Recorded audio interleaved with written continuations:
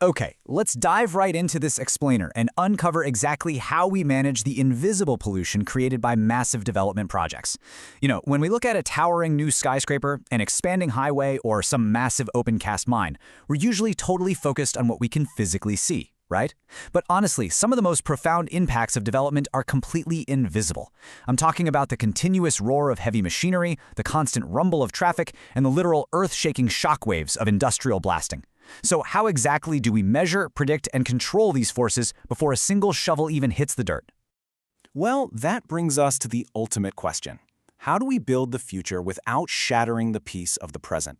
That right there is the beating heart of the Environmental Impact Assessment, or the EIA. Before any major mining or infrastructure project breaks ground, we have to figure out how to protect sensitive communities, delicate ecosystems, and fragile heritage sites from the hidden impacts of noise and vibration. And we don't just cross our fingers and hope for the best here. There is a highly rigorous, scientifically mandated process that every single major project absolutely must go through. To really understand this, we're going to follow the chronological journey of the EIA step by step. We'll start with the qualifications and role of the expert, move into baseline data collection, tackle the vibration and blasting assessment, dig into impact prediction and modeling, look at mitigation and management, and finally, wrap up with regulatory compliance and QMS. Step 1. Qualifications and role of the expert. Our journey kicks off with the real protagonist of this entire process, the highly specialized functional area expert, or the FAE. Look, you can't just hand some random person a decibel meter and tell them to go measure a construction site. No way. National accreditation boards mandate specific experts to lead this charge. They are essentially the master architects of the study, completely responsible for interpreting complex acoustic data and building a rigorous defense against disruption. And because of that responsibility, the FAE has to bridge this incredible gap between heavy engineering and advanced acoustic physics. We're talking about needing a relevant bachelor's in engineering, like mining, mechanical, or civil, or a master's degree in acoustics, physics, or geophysics. But, degrees aren't enough on their own. They also have to demonstrate absolute mastery over predictive modeling software and hands-on attenuation design. They are literally scientists and engineers rolled into one person. Moving right along to Phase 2, baseline data collection. Before we can even begin to predict how a project is going to change an environment, the FAA actually has to get out into the field to measure what the environment sounds like right now.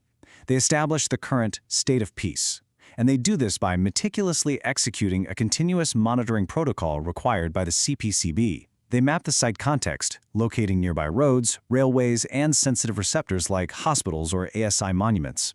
Then they select 5 to 8 strategic locations. Finally, they use lab-calibrated instruments to record acoustic data continuously for 7 full days, making sure to capture the natural rhythms of both day and night. Now, as you know, sound fluctuates constantly, right? A dog barking, a heavy truck passing by, the wind blowing. To actually make sense of all this chaotic data, the FAE breaks it down into statistical percentiles. For instance, L90 represents your quietest background hum, while L10 captures those loud peak events. But the absolute superstar metric here is the LQ, the equivalent continuous level. Think of it like an acoustic average.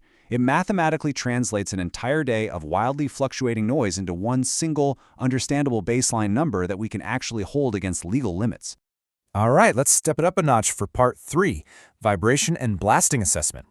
This is arguably the most intense part of the assessment, specifically for heavy projects like mining and tunneling where the earth literally shakes. We really have to contrast the continuous, expected hum of daily traffic with the sudden, highly impulsive nature of a mine blast. While industrial noise travels through the air and is measured in decibels, blasting generates seismic waves that tear through the ground. This destructive energy is measured by how fast it forces particles in the ground to move, a metric known as peak particle velocity, or PPV. To really put the stakes of this into perspective, think about this number, 2.0 millimeters per second. That is the extremely strict PPV limit enforced near fragile, protected archaeological monuments. If a blast wave hits a 500-year-old stone temple at anything faster than that, it could cause irreversible cracking. So the margin for error here is, quite literally, 0. Which brings us nicely to Step 4, impact prediction and modeling. Once they're back from the field with all that baseline data, the FAE has to use mathematical models to forecast the impending storm of sound. They start by quantifying the sound power levels of every future machine, crushers, compressors, DG sets. Then, they plug all of this into sophisticated acoustic software like SoundPlan, TNM, or FHW models. The software crunches the topography and weather data to generate visual contour maps called isopleths. It's honestly kind of like a weather radar for sound, showing exactly where and how hard the noise will hit.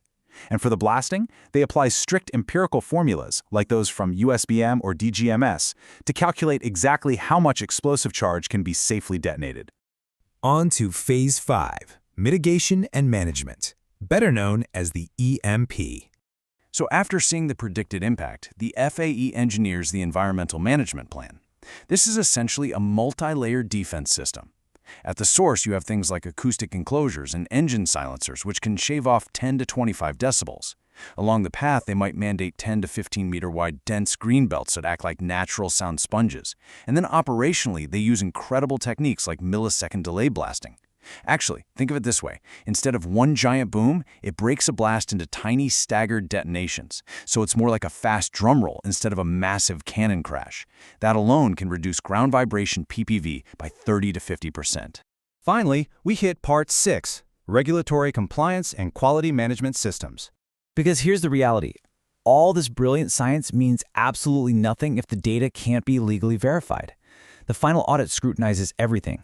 Were the instruments actually NABL calibrating during the test?